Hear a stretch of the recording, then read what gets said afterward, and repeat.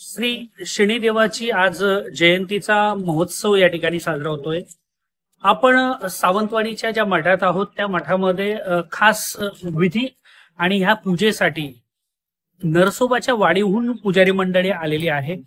याच्यामध्ये आपल्या सोबत आहेत विक्रांत पुजारी साहेब आणि सोबत आहेत संजय शेट्टीकर। आपण त्यांच्याकडून जाणून घेणार आहोत की ह्या पूजेचा जो काही भाग आहे तो किती महत्वाचा आहे।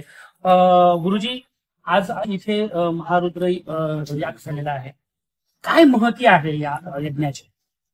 नीलांजन समाभासम रविपुत्र यमाग्रजम छाया मार्तंड संभूतं तन्नमामि शनैश्वरम।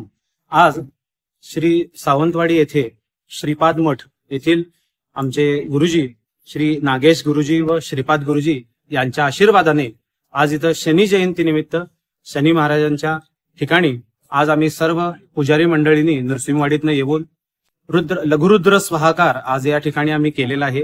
तसेच शनी महाराजांची कृपा सर्व भक्तांच्यावर राहावी व जे काही जन्मकुंडलीमधील 7.5चा जो काय भाग असतो त्यापासून सर्वांची मुक्तता व्हावी व दत्त महाराजांची आणि शनी महाराजांची सर्व जातकांच्यावर कृपा व्हावी, यासाठी सर्व भक्तांच्यावर कृपा व्हावी यासाठी गुरुजींनी संकल्प केल्याप्रमाणे आम्ही लघुरुद्र स्वाहाकार इथं केलेला आहे। तर या लघुरुद्र स्वाहाकाराचं फळ या सर्व भक्तांना लाभावं, तसेच महाराजांची शनी महाराजांची कृपा सर्व भक्तांच्यावर व्हावी यासाठी आम्ही इथं पहिल्यांदा संकल्प करून हवन केलेलं आहे। रुद्र स्वाहाकार हवन केलेलं आहे 11 ब्राह्मणांचं। तसेच या ठिकाणी या शनी जयंती निमित्त शनीचा जन्मकाळ व पूजा हे सर्व विधी इथं आम्ही संपन्न असे केलेले आहेत। तर या सर्व पूजा विधी झाल्यानंतर या शनींच्या चरणी प्रार्थना केलेली आहे की या सर्व स्वाहाकाराचं फळ या सर्व इथं आलेल्या सर्व भक्त मंडळींना लाभावं। अवधूत चिंतन श्री गुरुदेव दत्त। आपण ज्येष्ठ पुजारी आहेत त्यांना पण विचारूया, शेट्टीकर साहेब, संजयजी, आज बऱ्याच लोकांमध्ये अशी भावना असते की शनी म्हटले की एक प्रकोप किंवा एक काहीतरी त्याच्यामागे विघ्न घडणारी, पण तसं नाही आहे। खऱ्या अर्थाने शनिदेवाचा ज्याला प्रसाद मिळाला त्याच्या सगळं पुढचं आयुष्य हे उत्कर्षमय होतं। याबद्दल आपली काय भावना आहे? शनी महाराजांची कृपा ही तो का आपल्याला कुणाला त्रास देत नाही, व्यक्तिगत असं कुणाला काय त्रास असत नाही, परंतु प्रत्येकाच्या ग्रहाप्रमाणे त्याचे जे काय ग्रह असतात त्यामुळं त्या व्यक्तीला त्याचा त्रास होत असतो। त्याची उपासना व्हावी, शनिदेवाची आपल्यावर कृपाशीर्वाद असावा म्हणून त्याची उपासना आपण केली की त्याचा आपल्याला प्रसाद मिळतोय आणि त्याची आपल्यावर कृपा होती, हा आपल्या धर्मशास्त्राप्रमाणे नियम आहे।